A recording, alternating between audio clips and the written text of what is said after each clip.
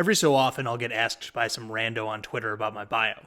Steve, why do you call yourself an anti-populist? Recently, my buddy Scotch asked me a more pointed version of this question. He said, Steve, I respect your critiques of TYT and of the views put forward by some left populists, but why do you call yourself an anti-populist in your bio? Why is populism inherently bad? Do you see nothing positive in any of the populist movements gaining traction? By the way, Scotch and I will be doing a live stream on this at some point in the near future, so stay tuned for that. For now, though, I would start out by saying that I don't necessarily think that populism is inherently bad. But as to the next question, there are very few redeeming qualities of the populist movements in the United States. I can't speak to the internal politics of other nations. I suppose that we should start out by defining what populism is. In his book, Populist Explosion, author John B. Judas defines populism as a political instinct that views the common people in an adversarial relationship against the elite. He breaks down left-wing populism versus right-wing populism under this framework. Left-wing populists champion the people against the elite or an establishment. Theirs is a vertical politics of the bottom and middle arrayed against the top. Right-wing populists champion the people against an elite that they accuse of coddling the third group, which can consist, for instance, of immigrants, Islamists, or African-American militants. Left-wing populism is dyadic. Right-wing populism is triadic. It looks upward, but also down upon an outgroup. The best example of this dichotomy I have ever seen is the debate between Tucker Carlson and Cenk Uygur. Cenk believes that you can blame the problems of America and the world on an extractive elite,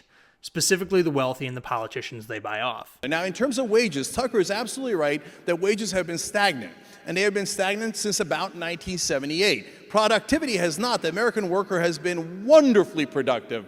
It has gone up by over 200% since that time. But if you're looking to see who took your wages, don't look down, look up. The guy who walked in and crossed the border without a penny to his name did not somehow rig the rules.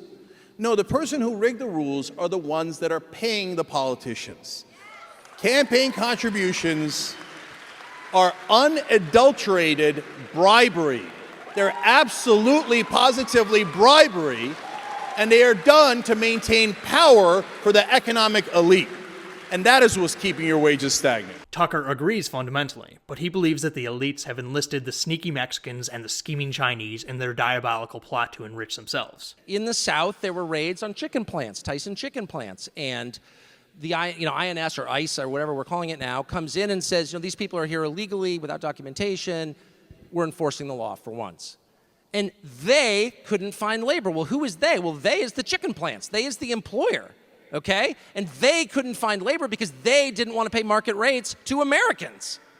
So basically what they're saying is, even though we're in the United States, we're a company in the United States, and by the way, you can say this of Amazon and Walmart for sure, and McDonald's and lots of other big corporations that the right has defended for many years, unfortunately, and now the left defends, bizarrely.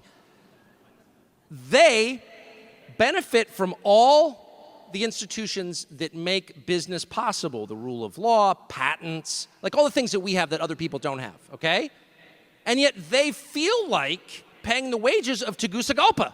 There is an awful lot to unpack there, and I could talk about what I think they got wrong for hours, but we don't have time for that. I'll just leave it at this. The definition of populism that Judas has put forward is without content. Certainly, I can think of examples where there are grains of truth in populist narratives. However, I don't think that they generally have much explanatory value. At their best, they are incomplete. For example, the Britisher just made a video about the financial crisis that I would describe as populist. The financial crisis was one of the most glorious monuments to incompetence of all times. Entire management structures consisting of incompetent nincompoops, all trusting that the next person down the line knew what they were doing. The traditional banks thought the investment banks knew what they were doing. The investment banks thought the regulators knew what they were doing. And the regulators thought the traditional banks knew what they were doing. But in essence, everyone looked at this gobbledygook of jargon and complex derivative investment tools and understood nothing. The video is pretty good, as he does an adequate job of showcasing elite malfeasance and incompetence in both the government and in the banks. However, the Britisher missed a very important point. It wasn't just elite failure that caused the financial crisis. The financial crisis was brought about in part by the housing crisis, which can only be partly blamed on the elites. In his book, Crisis of Responsibility, author David L. Banson exhaustively argues that the narrative of predatory mortgage lending is greatly overrated, and that most of the people who defaulted on their loans could have paid them.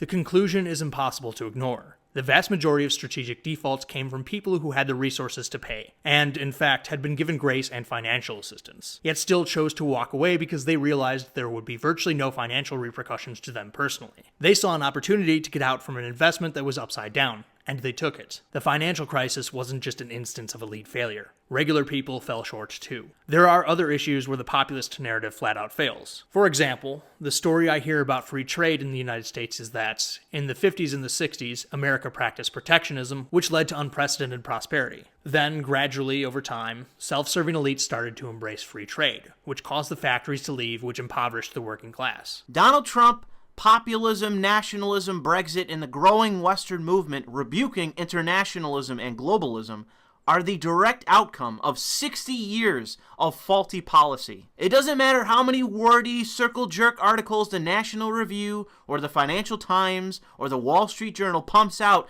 defending internationalism, you still have Trump. In the United States, this is the direct outcome of globalization and outsourcing.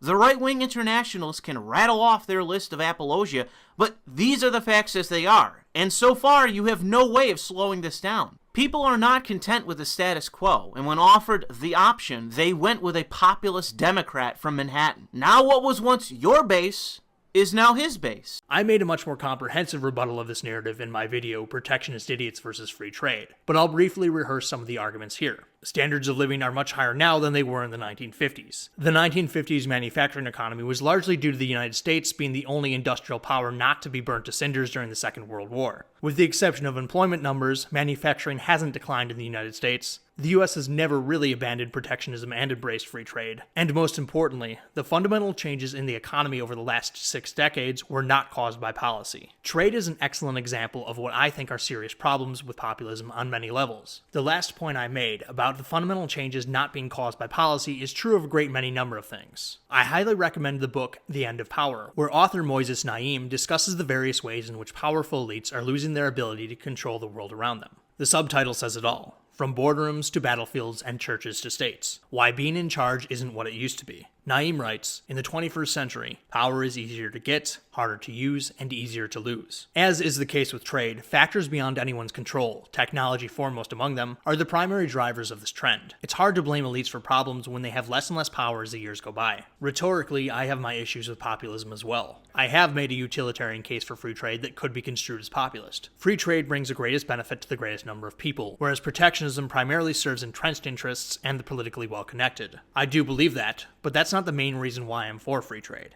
I believe in it because I think you should be free to exchange goods and services with whom you please on the best terms that you can negotiate. Without Steve Bannon, Donald Trump, Bernie Sanders, or any idiot who calls himself a liberalist looking over your shoulder and dictating what you do because they believe they know what's in your best interests better than you do. There's a Tim Pool video where he talks about how populism is more popular than elitism. It's really funny that media outlets try to smear populism when the opposite would be elitism. And ruled by elites for elites, not necessarily the qualified, it doesn't seem to make sense. As far as I'm concerned, in practice, there isn't much of a distinction between the two. In the United States, both populists and elitists believe in arming the government with the authority to dictate people's lives in significant ways. The only real difference is who is doing the dictating and to what end. In politics, I reject both populism and elitism, because I want people to make decisions for themselves.